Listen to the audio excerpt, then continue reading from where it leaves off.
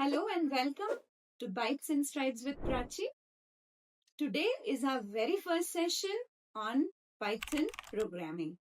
Before attending this session, I would suggest you should go and have a look at Programming Basics Session 1 and Session 2 for a better understanding. So yes, friends, we are all set to learn Python. So what is Python? You can see Python is free. We love free things, right? It is open source, interpreted, high-level programming language. You can see the creator of Python, 𝗕𝗏𝗰𝗵𝗶, and he launched Python in the year 1991. He is a Dutch coder, and February 1991, he launched Python. Before you learn any language or when you are set to learn any technology, it is very important to know the official website of that technology. All the new updates that you get, everything that is announced is first announced on the official website. So the official website of Python is right in front of you, www.python.org. Coming to the basics of Python, so first what we need to do is get our machines ready. Hands-on is something that is super important. You learn one thing and practice it 10 times. That's how you become perfect programmers. So we are first going to download and install Python. So open your browser and go to python.org, or in Google you could just search download Python for whatever operating system you are working with, and just go. You can see here the official website of Python, so you can just open whatever release you want to work with. Please go ahead, download it and install it. So please follow the steps. Get your machines ready. Just don't keep attending the sessions. So go down, scroll down, and here I'm installing the 64-bit Windows installer, which is a recommended version. So yes, I have downloaded it. After downloading, so I had already downloaded it a few minutes ago. So once I have downloaded it, you can say install now. Make sure to add python.exe to the path. And you can use admin privileges. This is optional, but yes, please go ahead and install it. I have already installed Python on my machine, so I'm just closing this installation, but make sure you do install Python. So when I install Python, you will see this is a software that got installed, IDLE, Integrated Development and Learning Environment. So open it. We can use Python in two modes, interactive mode and script mode. So first I will be demonstrating the interactive mode for you people. So here you can see this is the Python shell.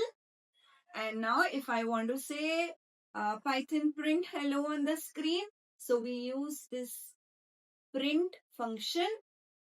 The syntax of writing print is whatever message you have to write has to be enclosed in parentheses, that is the round brackets. You can use single quotes, double quotes, triple quotes. Currently I'm using double quoted string hello, and when I say Python print hello for me, you can see hello is being printed on the screen. I asked Python, please tell me what is 100 plus 4. I asked Python whether 90 is greater than 4. It says true. Okay, so this is what we call the interactive mode. We will learn about the script mode in the next session. So I'm just closing this IDLE for the time being. So the next thing before we dive deeper into Python is knowing the concept of data type. So what is a data type?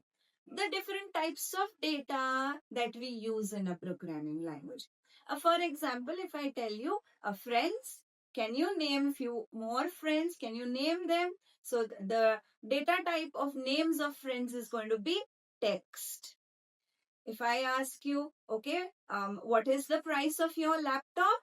So it is definitely going to be a numeric value, right? Similarly, if I say, okay, have you passed or failed, or have you passed, true or false? So these are the data types. Let's see the technical part of the data types. So data types in Python can be classified into numbers, and numbers can be integers. Integers means you can have negative values, you can have positive values, but you cannot have fractional values. For fractional values, there is another data type which we call as floating point numbers. Python is one of the language which offers another data type. You can see complex numbers.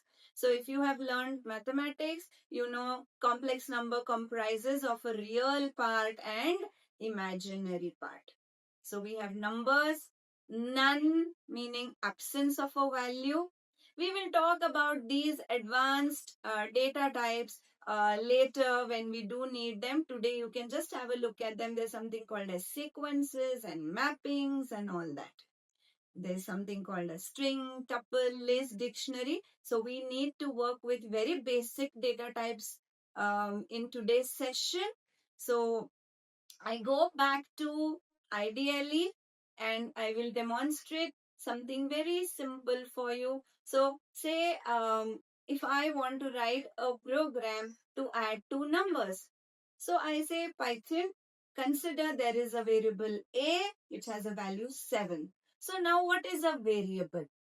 It is an entity which stores value of some data type. So currently you can say my A is holding 7. I say, okay, print the value of A. It is going to show me 7. I'm going to say, okay, print what is the type of A, and you will see it shows it's an integer. Similarly, if I have B, which I say is 5.6, and I ask Python, please tell me what is the type of B, and it is going to say it's a float. If I say pass, okay, I can say, okay, result equal to, true. So, print what is the type of result. If you see true, the T has been given as capital. So, it's a Boolean. So, Boolean means true, false. Say, if I say, my name is, okay, Prachi. So, print what is the type of Prachi. Oh, sorry, my name. It's going to say it's a string. So I hope you have understood the concept of data types in Python. That's all for this session, and we'll go deeper and learn so much more about Python in the coming sessions. See you soon. Bye-bye.